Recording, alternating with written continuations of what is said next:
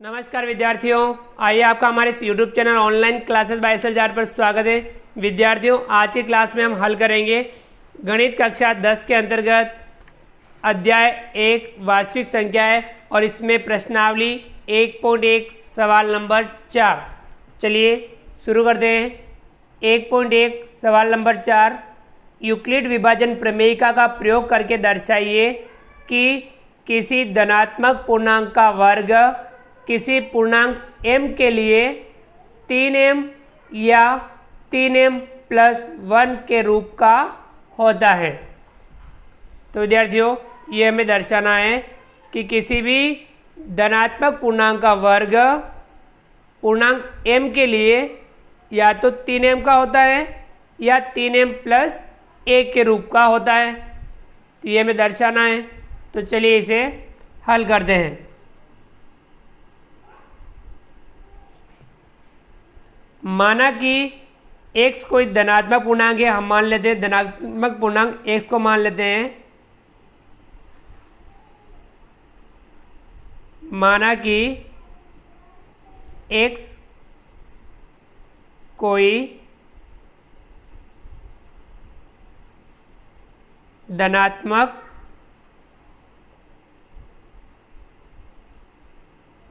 पूर्णांक है, तब यह किस किस रूप में हो सकता है। देखिए, x कोई धनात्मक पूर्णांक है, तब यह किस किस रूप का हो सकता है। 3q या 3q प्लस 1 या 3q प्लस 2 के रूप का हो सकता है।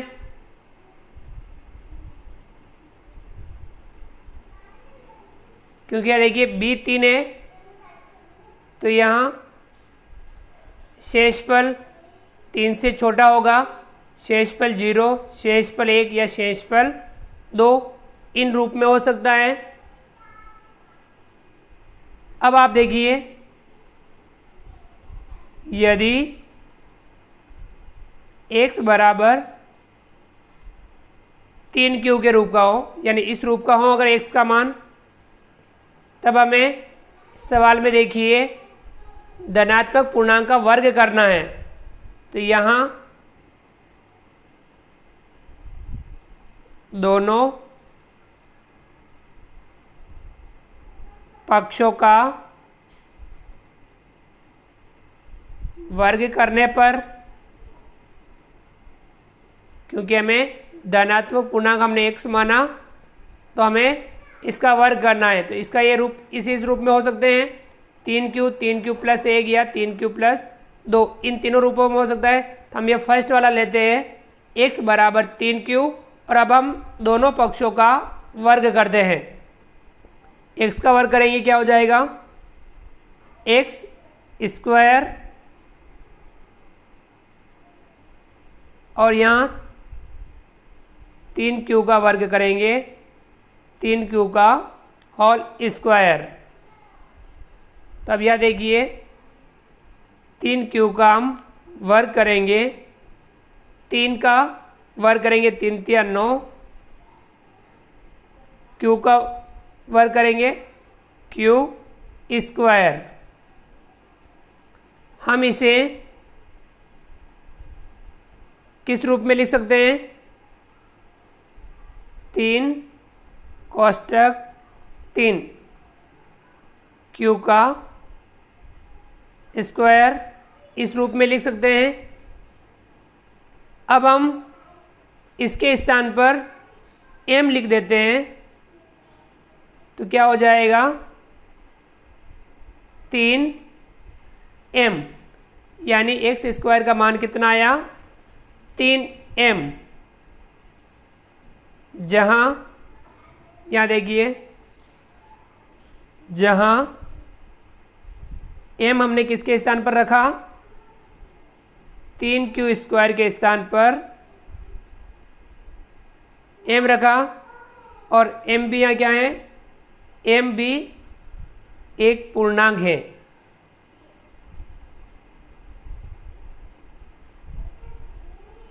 अतः क्या हो जाएगा, हम इसे स्पष्ट लिखते हैं,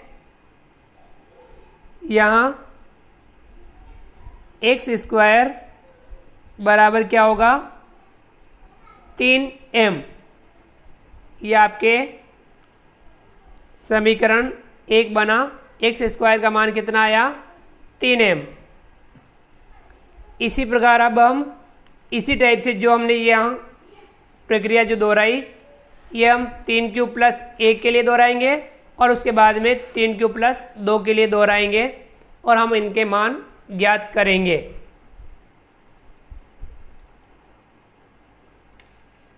अब यहाँ पुनः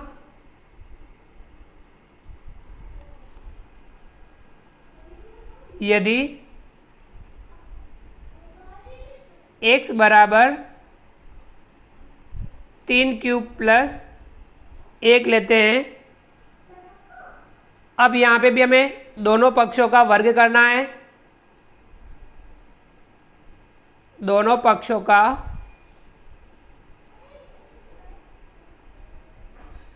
वर्ग करने पर,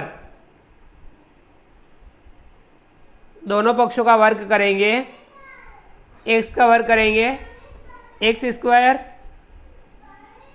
बराबर 3q+1 का भी हम होल स्क्वायर वर्ग करेंगे। अब यहाँ x का वर्ग x², इनका वर्ग करेंगे तो यहाँ पे सरल समीकरण लगेगी a+b का होल स्क्वायर, तो वहाँ क्या होगा, a² + 2ab + b²। a² यानी 3q का स्क्वायर प्लस 2ab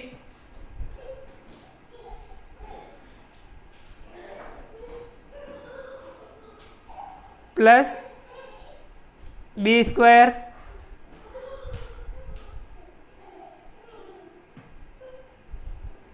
यहाँ सर्व समीकरण लगाई, a+b का होल स्क्वायर बराबर a² + 2ab + b²। ये सर्व समीकरण हमने यहाँ पे उपयोग की। तो यहाँ x² का मान क्या आएगा, 3 का स्क्वायर 3 × 9 और q का स्क्वायर प्लस 3 दूनी 6 q प्लस 1। अब यहाँ इन दोनों में कॉमन लेते हैं हम 3 और इसका भाग इसमें देंगे तो यहाँ आएगा 3q और इसका भाग इसमें देंगे तो कितना आएगा, 2q और प्लस 1। अब हम इसके स्थान पर m रख देते हैं तो क्या बन जाएगा, x² बराबर 3m + 1, जहाँ m बराबर, सॉरी यहाँ पे एक स्क्वायर हमने लिखना भूल गए, 3 × 9 और ये q² यहाँ पूरा आएगा। तो हम यहाँ 3q का स्क्वायर प्लस 2q के स्थान पर हम क्या लिखते हैं, m लिखते हैं, जहाँ m भी क्या है, m भी एक पूर्णांक है। तो हमने इस प्रकार से यह आपके बनेगा x² बराबर 3m + 1 और ये बनेगी आपके दूसरा समीकरण। इसी प्रकार से हम अगला x बराबर 3³ प्लस 2 रखते हैं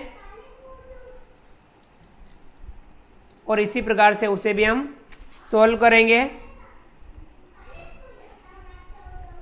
पुनः यदि x बराबर 3³ प्लस 2, अब हम दोनों का वर्ग करेंगे। दोनों पक्षों का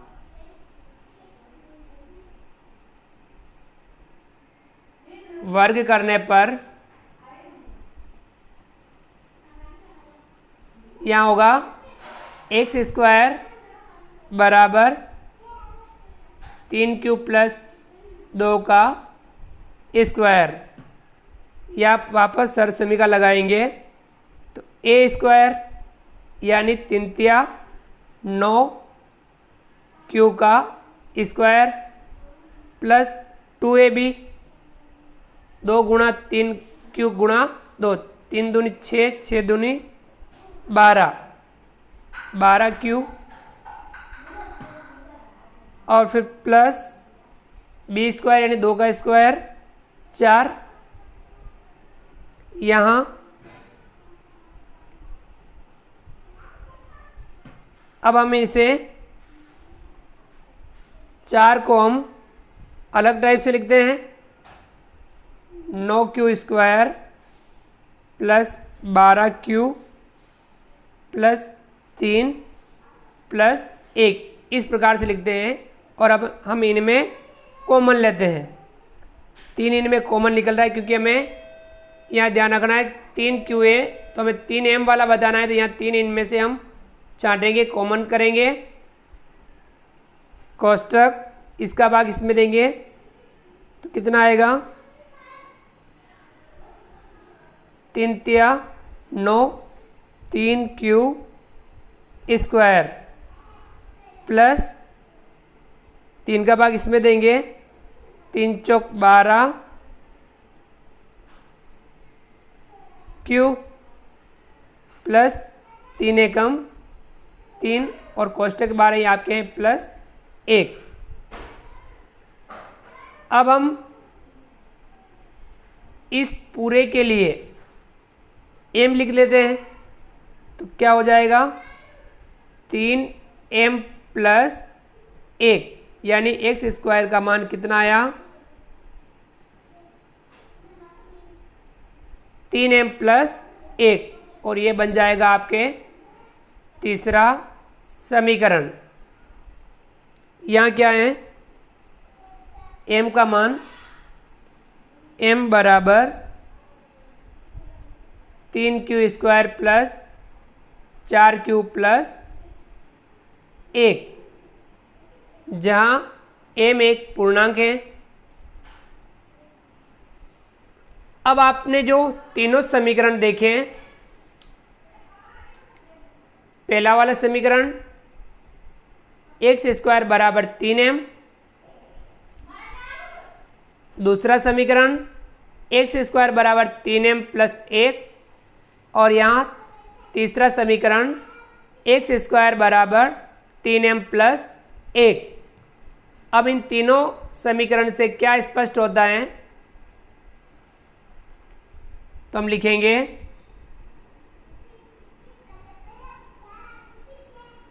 समीकरण 1, 2 व 3 से स्पष्ट होता है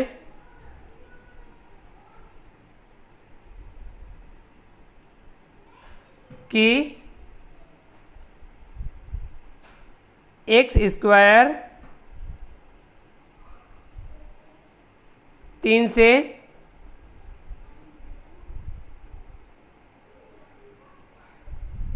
विभाजित होता है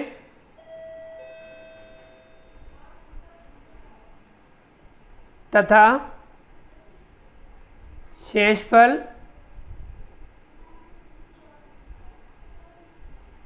या तो 0 यानी 0 बचता है या 1 बचता है।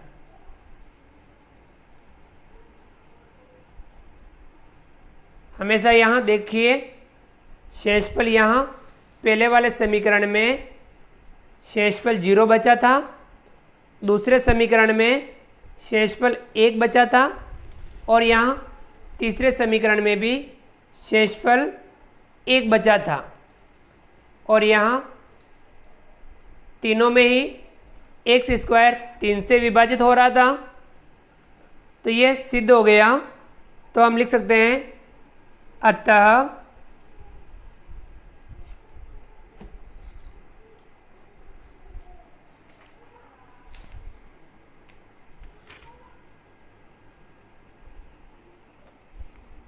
किसी धनात्मक पूर्णांक का वर्ग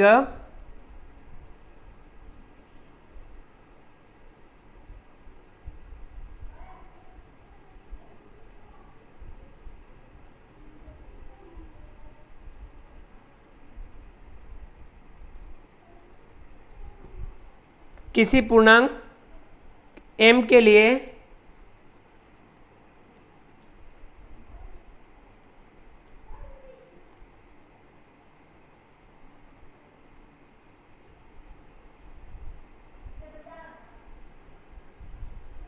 तीन m या 3m + 1 के रूप का होता है।